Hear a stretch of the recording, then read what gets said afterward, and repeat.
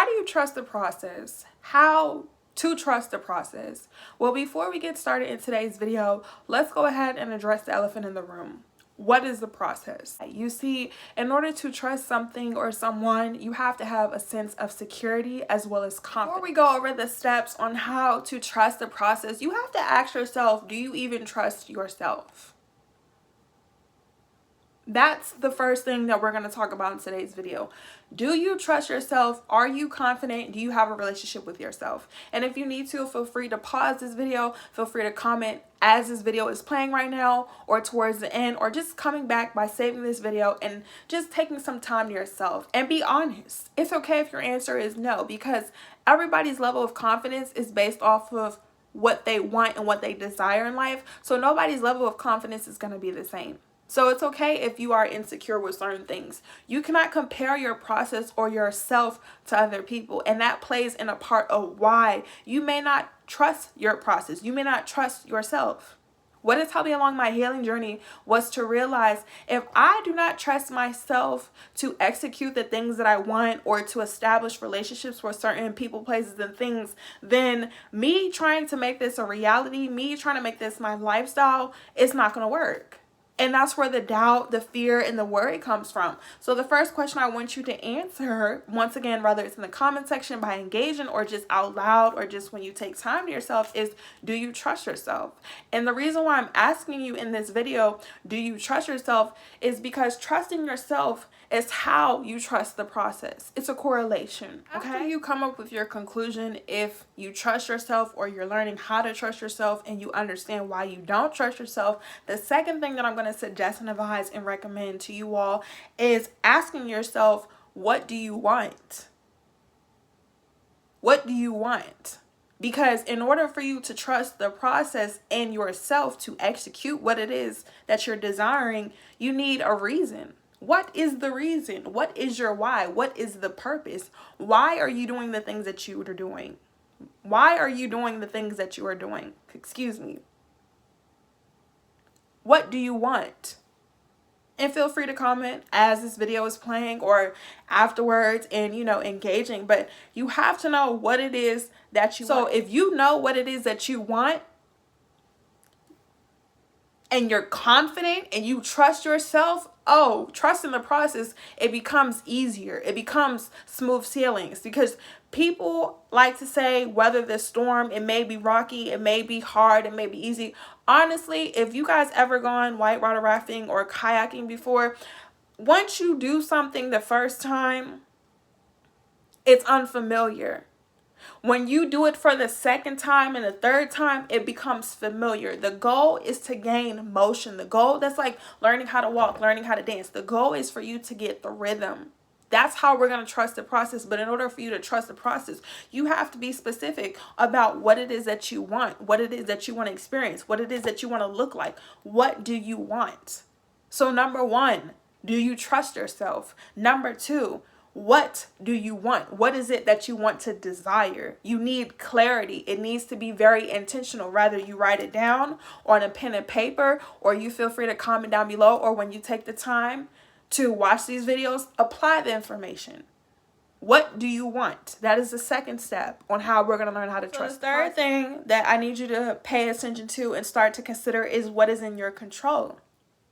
You see, a lot of people think that the moment that they say something that things are going to happen, and they get discouraged when it doesn't. It's not to say that you can't manifest in life, but in order to make your manifestations a reality, you have to be realistic to a certain extent. A lot of people like to say, just be delusional. You guys know I don't like that word at all. I get the intention and the motive, but I don't have to be delusional if I could take time and be present and figure out, okay, what do I have right now that could get me to where I need to be? What can I do right now with what I have to get me to where I need to be? I don't have to be delusional about it, because with delusion comes frustration when things don't come out your way. And the goal is not to be discouraged. And once again, no tea, no shade. This is not to discredit people that tell you to be delusional, but we don't have to be delusional if we actually learn to be present and figure out what it is that we need to do so we can make it happen. Because that's where a lot of people get uncomfortable when it comes to trusting the process, because you're not being honest with yourself. You're not being realistic. If you know that you want a specific car and you're not going to work or making ways to save money, or you don't know somebody who's going to give you a car, how do you expect that car to just show up in your reality? And that's where the disappointment comes in. You don't have to be disappointed. You don't have to think, oh, well, a car is just going to fall out of my sky. Like, no, you could work for it. You could be handed, it could be handed to you, or you could find ways for people to help you get this car. If you want something, it's possible. It's enough land, it's enough money, and it's enough space for people to achieve their goals and get the things they desire. But if you're not making any energy or effort towards it, how's it going to work out for you?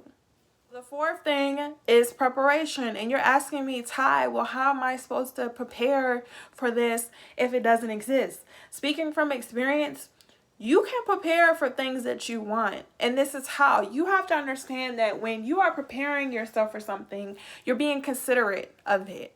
There is a consideration, as well as you're making room. You need to make space. So you know that saying, out with the old, and with the new, or if you want, let's just say new clothes, a new car, a new man, a new whatever it is, you have to get rid of old. You can't have old and new. So if you want new clothes, let's just say you want to change your wardrobe around.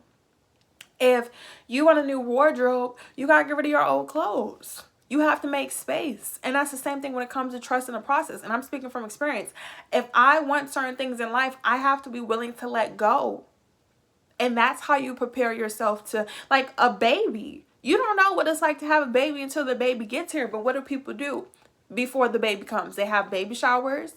They have gender reveals. They buy Pampers. They buy bottles. Like, of course, preparation is not the result itself, but having that sense of stability and knowing that, okay, when things do come in, can you maintain it? Because that's what the process is maintaining the things that you desire. It's not what you want, because anybody can have a house, anybody can have a car. Can you maintain your house? Can you maintain your car? Anybody can say that they're doing these things. Can you sustain it? Is this going to last? Like $1 million. A lot of people make $1 million every single day. There are a lot of transactions in the world that a lot of people don't know about. And if you don't, I'm telling you, that are happening every single day. It's not the goal. It's the maintenance of what it is that you want. So lastly, the final tip and factor you need to consider is dedication.